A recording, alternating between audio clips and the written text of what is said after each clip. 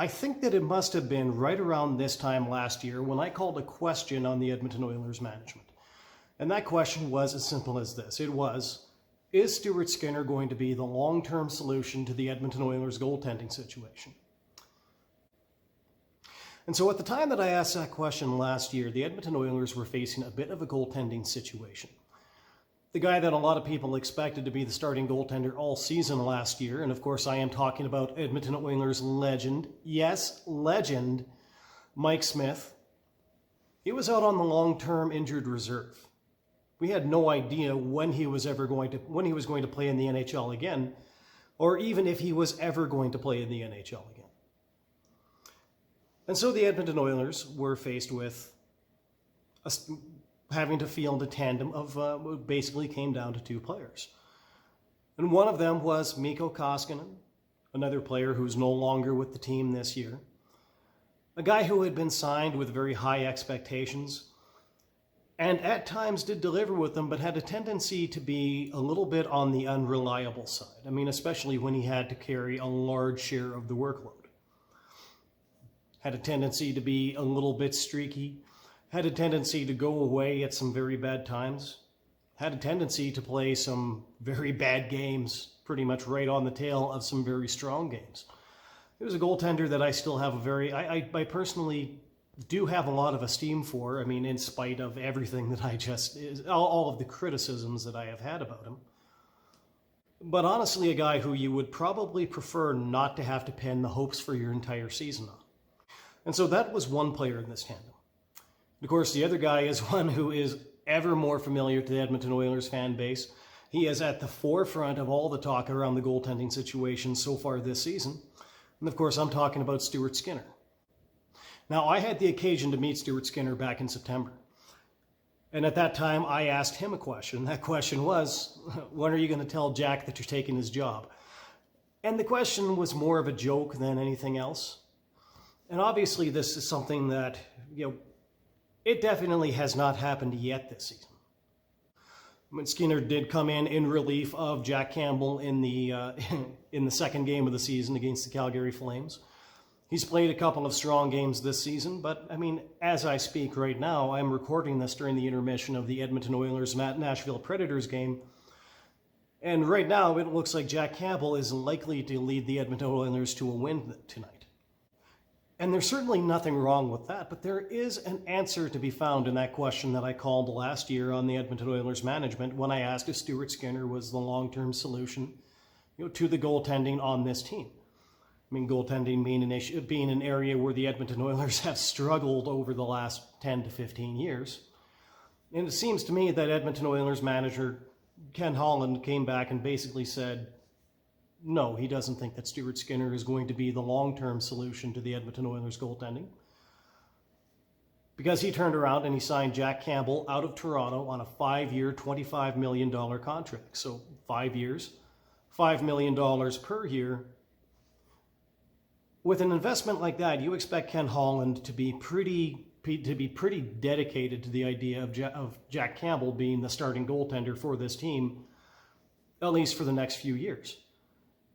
And so at a time where perhaps this team ought to have been looking at trying to transition Stuart Skinner into the starting role, well, instead they went out and they got themselves a long-term starting goaltender. Now, I don't think the answer to the question as to whether or not this was the right move is going to appear as quickly as the answer to the question as to whether or not this was the wrong move. Make no mistake about it, not necessarily the same question. And even though Jack Campbell has had some early season struggles in a few games, so far he's looking like he's up to the job. And as a matter of fact, he has definitely had some of the better goaltending moments of the last few seasons. I mean, even Mike Smith's fight at center ice in the Battle of Alberta a couple years ago, I think that maybe we'd have to weigh that one pretty carefully against Jack Campbell just crushing that guy in the season opener against the Vancouver Canucks.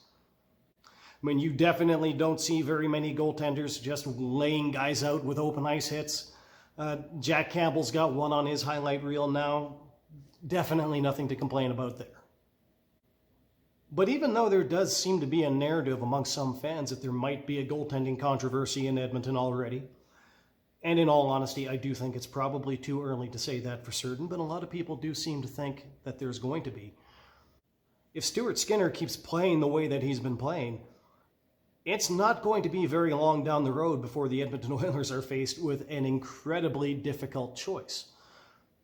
And unfortunately, Jack Campbell's contract might be the thing that is going to force their hand in one way or another.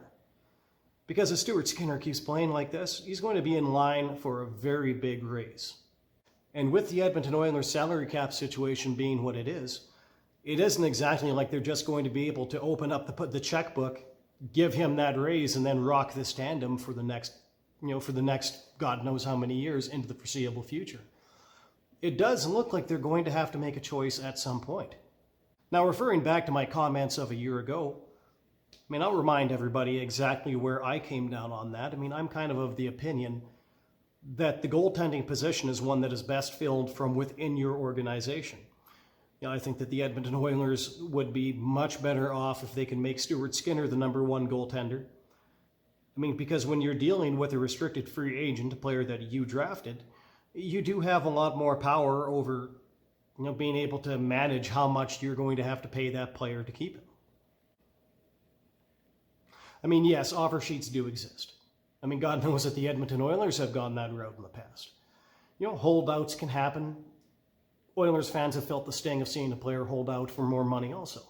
But when a team is on the verge of, or as the case happens to be right now, firmly in the middle of salary cap hell, it is definitely of tremendous advantage to be able to, get a player, a little bit more cheaply than having to go out and overpay for one the way that you pretty much always do whenever you sign a free agent. And particularly at the position of goaltending, teams do tend to overpay when they go out and sign an unrestricted free agent. Now, God willing, the Edmonton Oilers are at least a year or two away from having to make this choice. This is not a choice that they have to make right now. Right now, the only thing that they should be focused on is trying to win the Stanley Cup. But hopefully, Edmonton Oilers management is paying close enough attention to what's unfolding on the ice in front of them this year that they will be prepared to make that decision when the time comes. Because how they make a decision like that and how they manage it might be the difference between whether or not this team is looking at a 1 or 2 year window, or maybe being able to transform it into something a little bit more sustainable. Personally, I do think that the way that this decision is managed could turn out to be a tremendous difference maker into whether or not what Edmonton Oilers fans are looking at is maybe one Stanley Cup over the next couple of years, maybe. Or perhaps Ken Holland can find a way to turn this into a few Stanley Cups over the next several years. And while I don't think a choice between soup or stew is going to be the most painful decision that the Edmonton Oilers management is going to have to make, over the next few years, I am pretty firmly convinced that it is going to be the first one.